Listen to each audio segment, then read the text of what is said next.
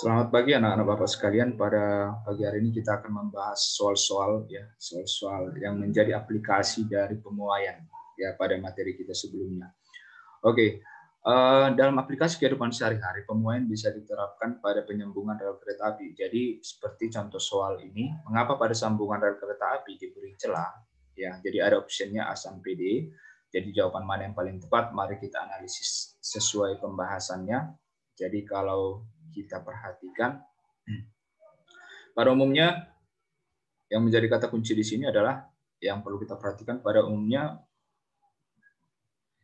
benda ya memuai itu akan semakin panas dan menyusut bila akan semakin dingin. Itu kata kunci yang harus kita ingat. Jadi dia memuai. Jadi kalau memuai itu bertambah panjang dan kalau nanti dia menyusut dia jadi bertambah pendek. Khususnya pada batangan besi. Bisa bayangkan batangan besi rel kereta api. Pernah lihat Bapak yakin dan percaya kalian pasti sudah pernah melihat rel kereta api sebelumnya.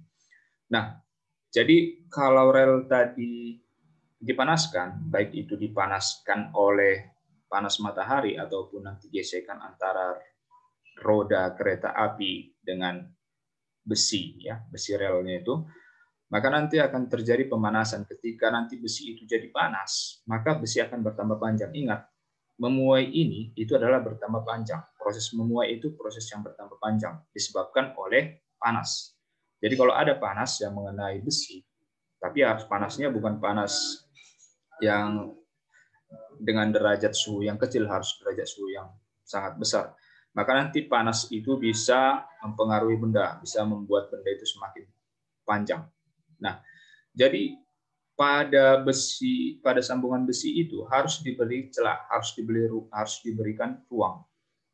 Nah, seperti ini.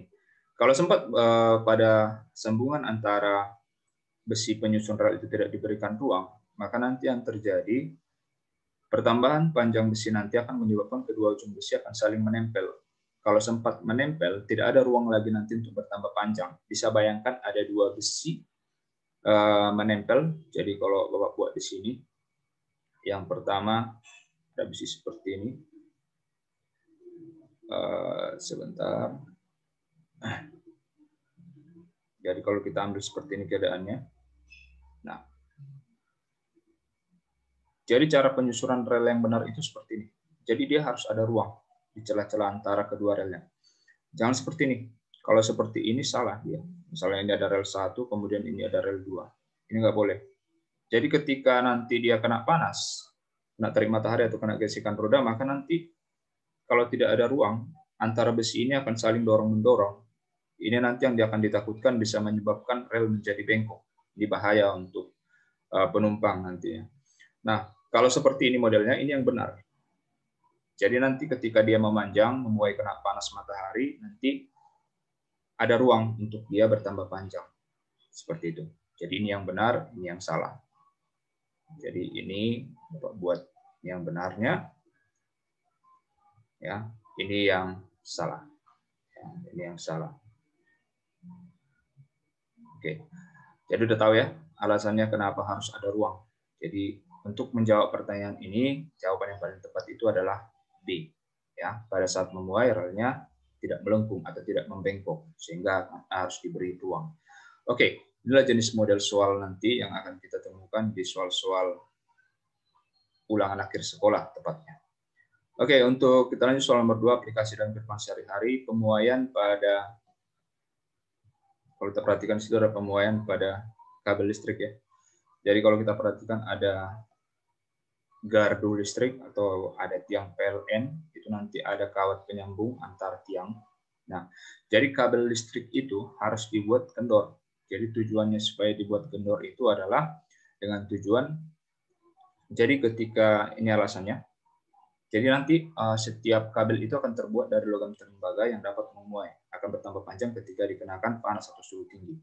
Nah, jadi ketika malam harinya dia tidak dikenakan panas matahari lagi, maka otomatis dia akan menyusut. Menyusut itu bertambah pendek. Ya, jadi tadi kalau siang hari dia bertambah panjang, kenapa? Karena dia memuai kena panas matahari.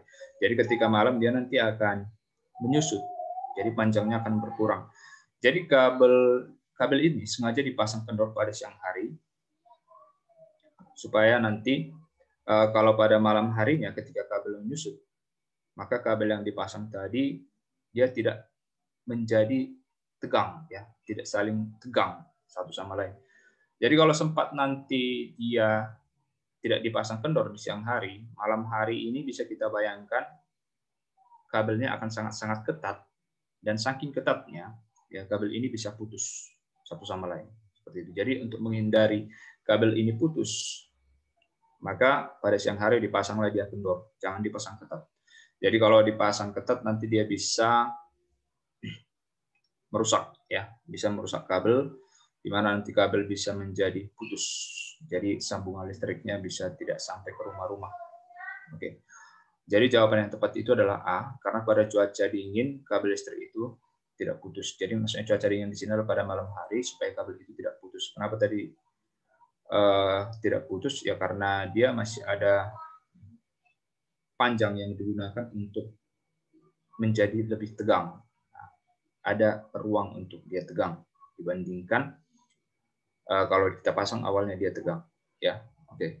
Paham kira-kira? Ada pertanyaan, nanti silakan dijawab Bapak. Kemudian soal yang nomor 3. Di sini pagi hari ayah membuat kopi, ia menumpahkan air mendidih ke dalam gelas yang berisi kopi. Tiba-tiba gelas pecah seperti pada gambar di samping. Hal ini disebabkan oleh.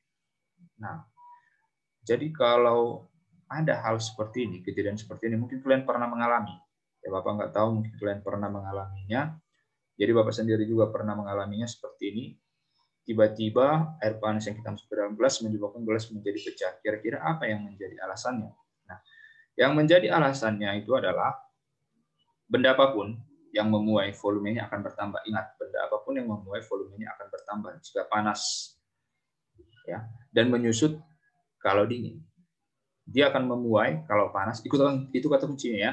Diperhatikan, dia akan memuai ketika dia panas, ya. Kemudian apalagi?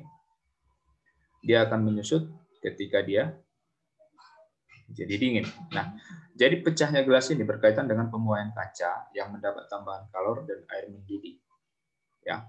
Jadi pecahnya gelas berkaitan dengan pemuaian kaca setelah mendapatkan tambahan kalor dan air mendidih. Jadi jawaban yang tepatnya itu adalah C. Dinding gelas bagian dalam sudah memuai, sedangkan dinding gelas bagian luar belum memuai. Jadi gelas yang baik itu adalah gelas yang bagian dalam sama bagian luarnya itu memuai secara bersamaan. Kalau sempat ada gelas bagian dalamnya dan bagian luarnya sudah berbeda dalam hal memuainya, maka nanti itu yang ditakutkan menyebabkan gelas menjadi pecah. Jadi kalau memilih gelas itu, usahakan bagian dalam gelas itu bahan penyusunnya sama dengan bahan penyusun gelas bagian luarnya. Kadang kita temui nanti gelas yang mungkin sudah dimodif, ya. Ada gelas-gelas yang mahal yang kita temui dalam kehidupan sehari-hari. Bagian dalamnya nanti itu penyusun bahannya itu berbeda dengan penyusun bagian luarnya. Itu yang ditakutkan ketika dikenakan air panas, dia akan pecah. Jadi kalau beda bahannya, pasti beda proses pemuaiannya. Nah, itu gelas yang tidak bagus. Jadi gelas yang baik itu adalah bahan penyusun bagian dalam gelas itu harus sama dengan bahan penyusun bagian luar gelas. Jadi tujuannya agar proses pemuaiannya akan bersamaan ketika kita masukkan air panas ke dalam gelas, sehingga menyebabkan gelas tidak retak atau tidak pecah. Yaitu cara mensiasatinya. Oke, baik. Berikutnya, jadi jawaban yang tepat itu adalah yang bagian apa tadi? C, ya. Oke, berikutnya kalau kita perhatikan di sini, soal nomor berikutnya di sini adalah cara membuka tutup botol. Ya.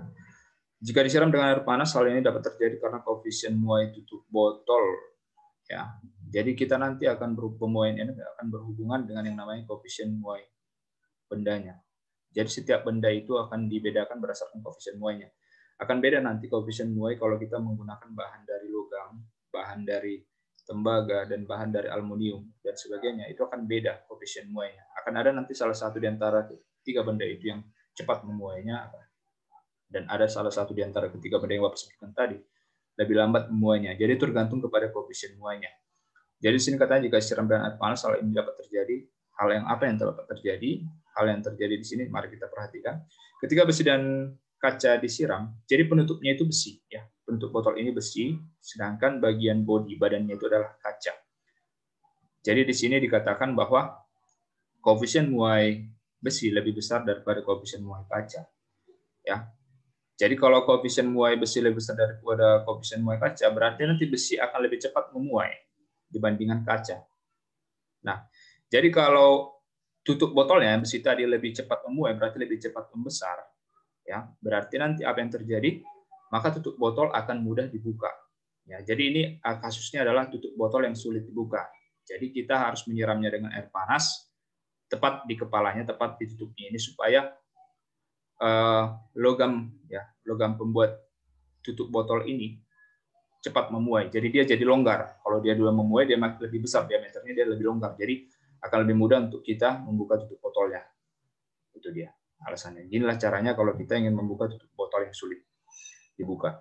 Oke, demikian pembelajaran kita kali ini, aplikasi dalam soalnya, ya, tepat pada aplikasi pemuaian. Untuk pertemuan berikutnya kita akan bahas di tatap muka di kelas, ya. Tetap pelajari modulnya, perhatikan video pembelajaran ini, ulang-ulangi latihannya. Niscaya kamu akan bisa mendapatkan nilai yang bagus. Oke, kalau ada pertanyaan, tanya pada Bapak melalui Japri. Sekian pembelajaran kita untuk kali ini. Bapak ucapkan salam sehat, ya. Kemudian Bapak ingatkan kembali untuk tugas-tugasnya agar segera dikerjakan, ya. Kemudian dikumpul, jangan lupa buat nama. Baik, terima kasih.